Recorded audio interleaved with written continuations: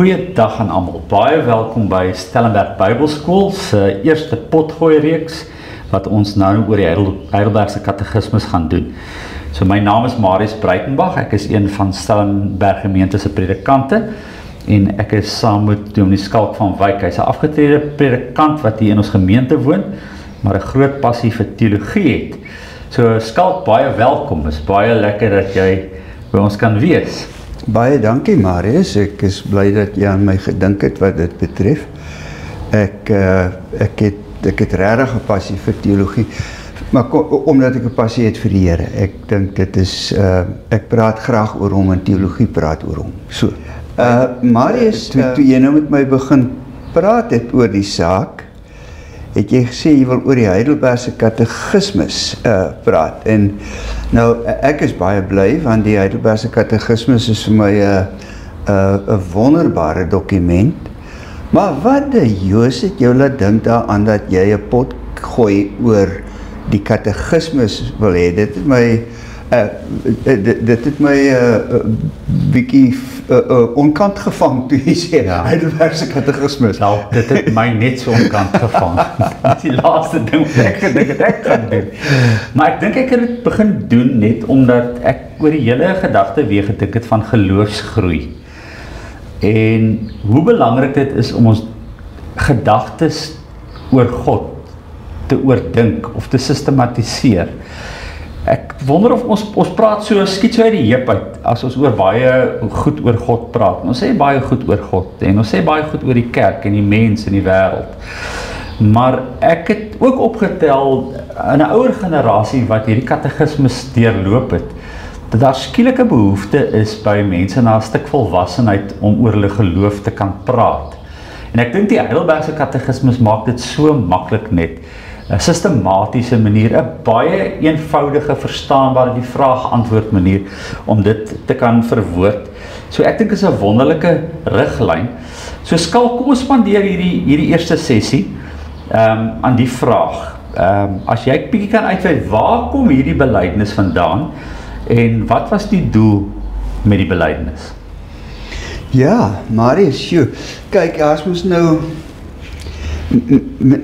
nou in die liedjie van, in die fliek, The Sound of Music, dan sing sy daar so, let's start at the very beginning, a very good place to start. Ek dink, kom ons begin by die very beginning, kom ons begin by die hele punt van belydenis.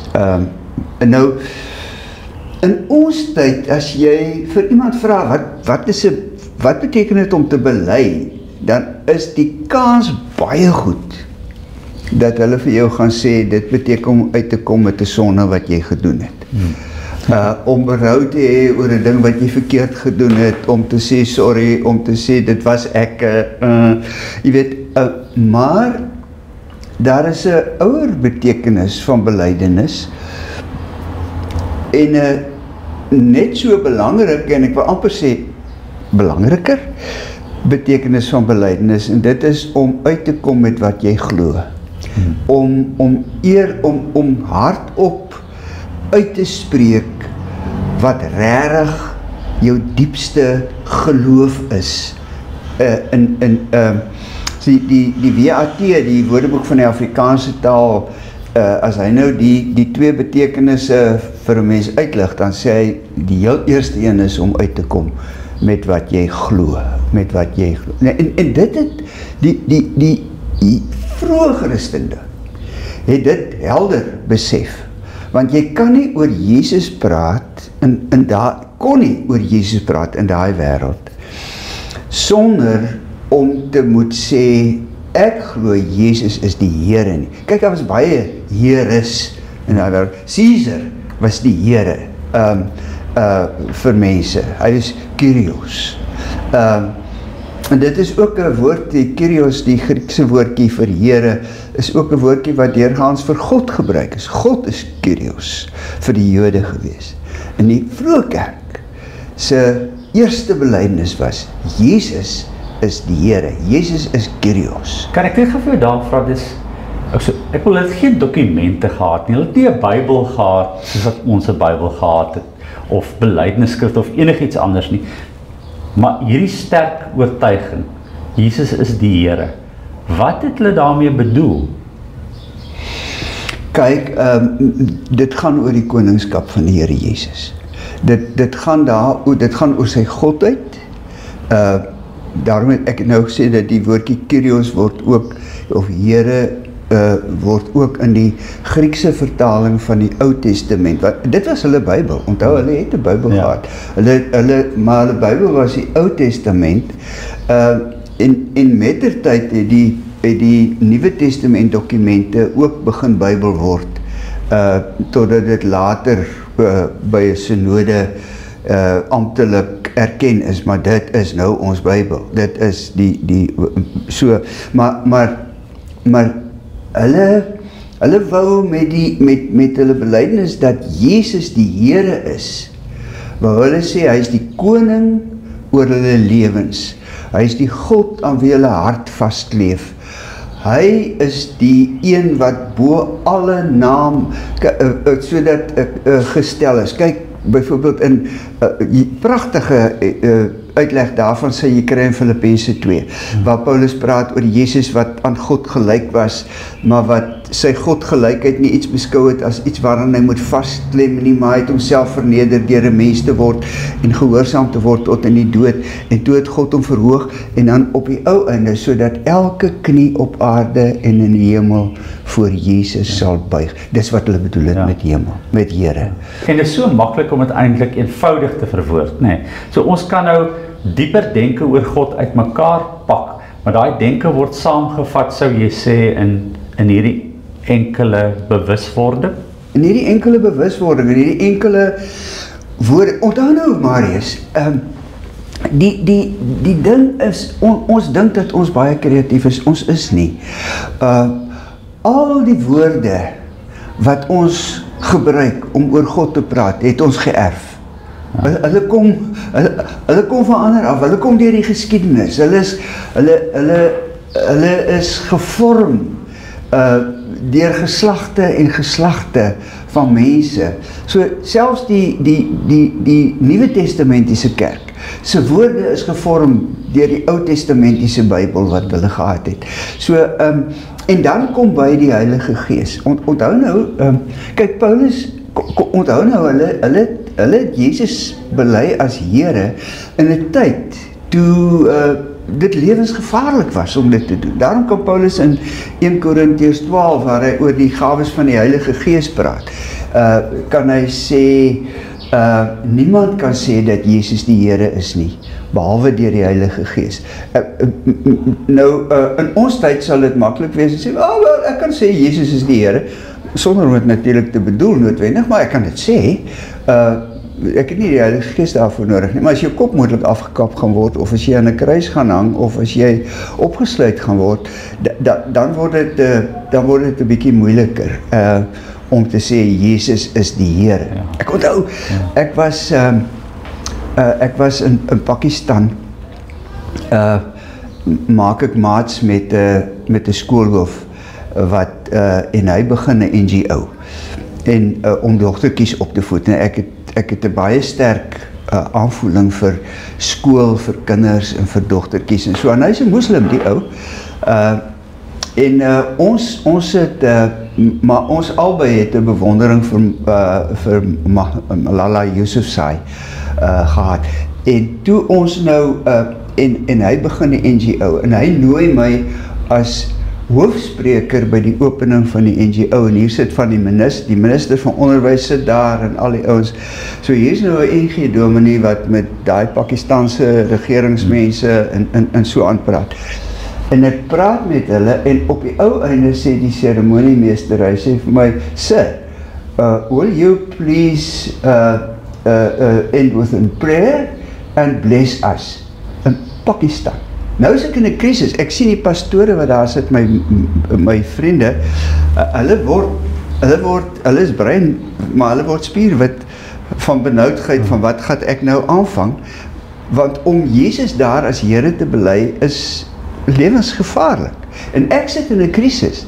Bid ek sê ek net God, of noem ek Jesus en die Heilige Gees, want dis op die ou en het ek hulle geseën in die naam van die Vader, die Seun en die Heilige Gees. Ja. Toe ons in die kar klim na die tyd, die pastoor met my gebring het, uit vir my sê, nou weer in trouble. Maar dit is, ons was toe daarom nie. Hulle het my later 'n bietjie opgesluit oor iets anders, maar maar toe daaroor nie. So, as mense in Paulus se tyd gesê het, Jesus is die Here, was dit net deur die Heilige Gees. So, maar die vroeë kerk het die bewustheid gehad, dat ons openlik moet sê wat ons glo oor Jesus. Ja. En dis is wat belydenis is. En toe daar reeks klomp van ander belydenisse gevolg, want so wy 'n bietjie uit net oor die gebeure wat gelei het tot die opbou van belydenis. Ja, weet jy, want kyk nou, selfs in die Nuwe Testament se tyd vind ons in die goed wat Johannes byvoorbeeld skrywe in sy briewe en Petrus, kom ons agter dat daar reeds mense was wat die evangelie misverstaan het, wat op 'n verkeerde manier oor Jesus gepraat het. Daar het in daai tyd begin dat mense sê, wel, die gees is belangriker as die liggaam, en Jesus kon nooit 'n mens geword het nie, hy het net 'n skynliggaam gehad. So hy het net skynbaar gelei. Hy was nie regtig 'n regte, volledige mens van vlees en bloed nie. So, man, Marius, ons mense is 'n verskriklike snaakse klomp. Elke ou kry 'n idee en hy verkoop dit aan ander asof dit die belangrikste parels in die wêreld is. En die vroeë kerk moes al hoe meer wal gooi teen mense wat amper sê ek sommer net nonsies oor die Here Jesus begin praat het. En hulle is gedwing deur die valse idees wat die wêreld begin gaan het om die belydenis uit te brei. En sodat ons oor die van die vroegste belydenisse waarvan ons weet wat redelik uitgebrei is, was byvoorbeeld die belydenis, die Romeinse belydenis van 215. Maar belydenis van 325 is die 215 se belydenis, die Romeinse belydenis, het al meer begin uitbrei na die geloofsbelydenis, die 12 artikels wat ons op 'n stadium gereeld in die kerk hardop gesê het, maar nie meer so gereeld doen nie. Ek wil nie julle dominees kritiseer, maar ek glo die jong, ons moet die gemeente moet daai goed uit die kop ken. Ja. En hulle gaan nie sit om dit op te swat nie. Ons moet hulle dit Sondag na Sondag laat sê. Ja, kyk, ons is gewoond in die apostoliese geloofsbelydenis wat ons opgesê het. Die 12 artikels. Ek wil net weer die Heidelbergse katekismus kom uit 1563. Net vir die mense wat nou inluister. Ons is nou besig om te praat nou amper meer as 1000 jaar voor. Ons praat van 315. Ons praat van 315 en wat baie interessant is, dis hierdie jaar die 1700-jarige viering van die geloofsbelydenis van Nicea. En julle sal ook sien, daar gaan in die kerk baie goed hierdie jaar gebeur oor hierdie belydenis. Ja, wonderlik. En weer eens, daai belydenis het vorm gekry deur 'n tyd, maar hy het 'n kernessensie begin saamvat. Ja. Van as gevolg van verskille, maar te sê, wat glo ons? 325 het hy begin, en hy is uitgebrei in 381 by Konstantinopelse synode. So eintlik is sy volledige naam is die Niceno-Constantinopolitanum, as jy hom in Latyn wil sê, maar ja, dis 'n wonderbare belydenis. Maar hy het ontstaan juis oor kyk, die 12 artikels se ontstaan het meer te doen gehad met die drie-eenheid van God. Met idee om om daar die grense van ons denke bietjie vas te stel. Wat kan ons oor die drie-eenigheid van God sê en wat kan ons nie oor die drie-eenigheid van God sê nie. Dit is die 12 artikels of dan die apostoliese geloofsbelijdenis. Nicea het bietjie oor die godheid van Jesus gaan hy nou dieper in oor God en mens, ware God en ware mens. Maar dit het ook nodig geword, maar dit was 325. So daar was eintlik 'n paar oudkerklike belydenisse van ons ou kerk. Onthou, ons gereformeerdes, die kerk het nie opgehou op 'n stadium voor hy gereformeerd geraak het nie.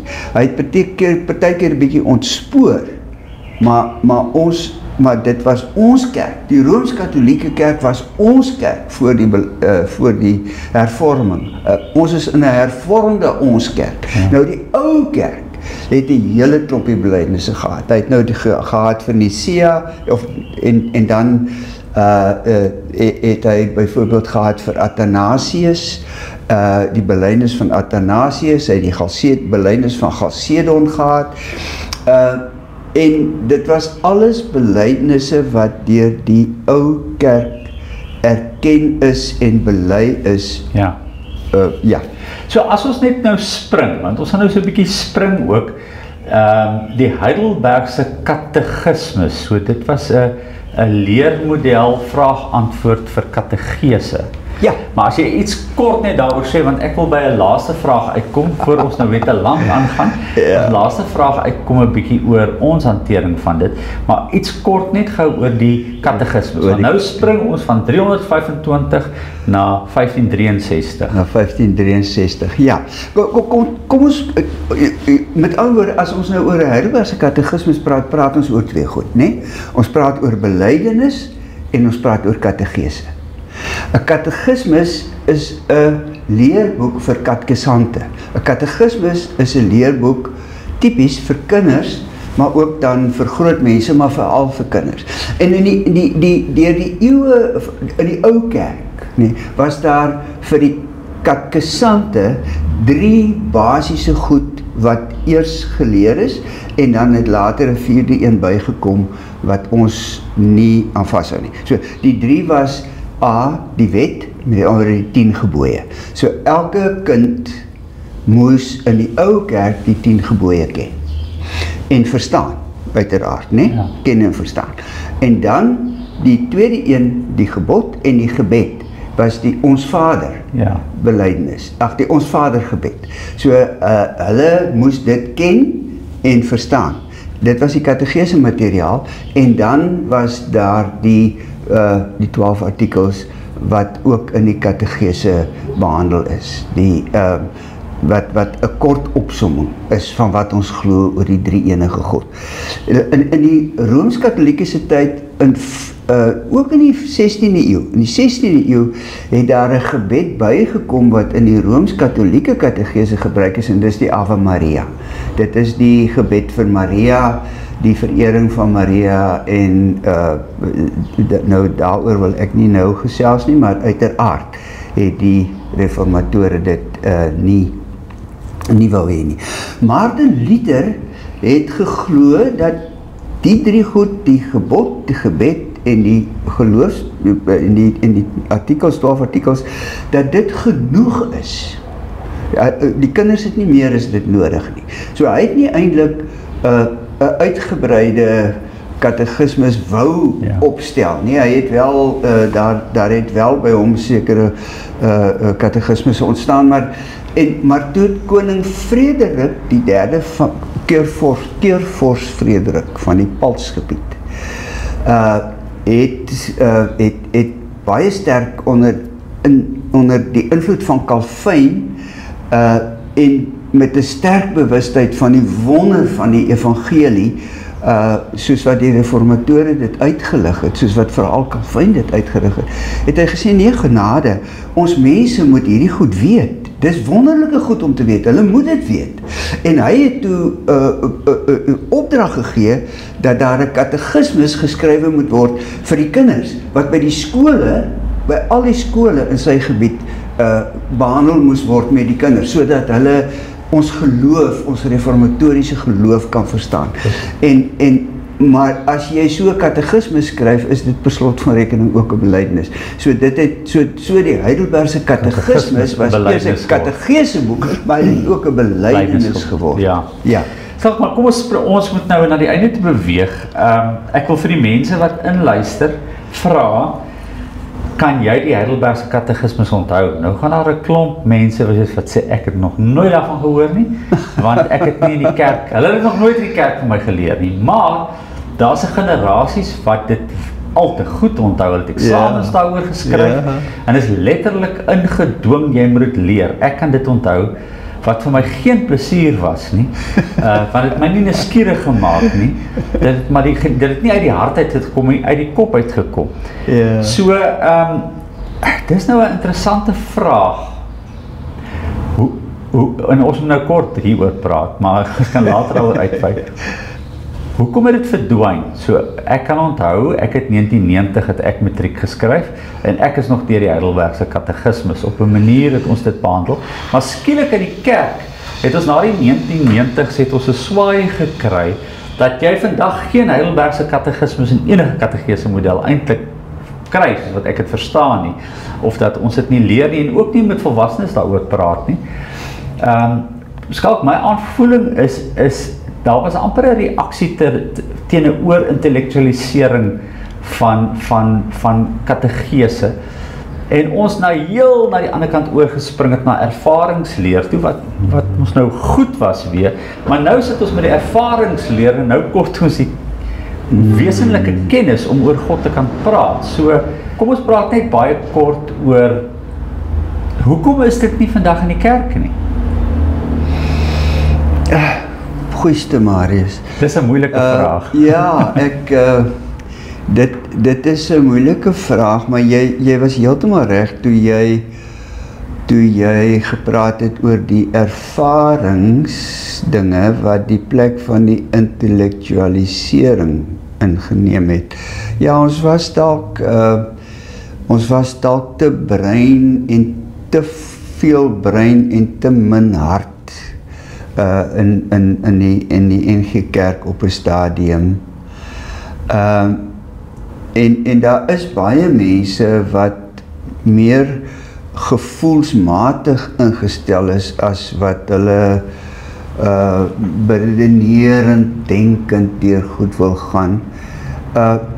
Ons het albei nodig, en die risiko is maar dat ons in altyd is die risiko daar, dat as 'n mens langs die perd staan en jy kom agter, jy's nie op die perd nie, dat jy so entoesiasties opklim dat jy aan die ander kant afval, dan staan jy weer aan die ander kant langs die perd. Jy klim bo oor hom, en ek dink dit het in die NG Kerk gebeur. Ek het nog die katekismes uit my kop geleer.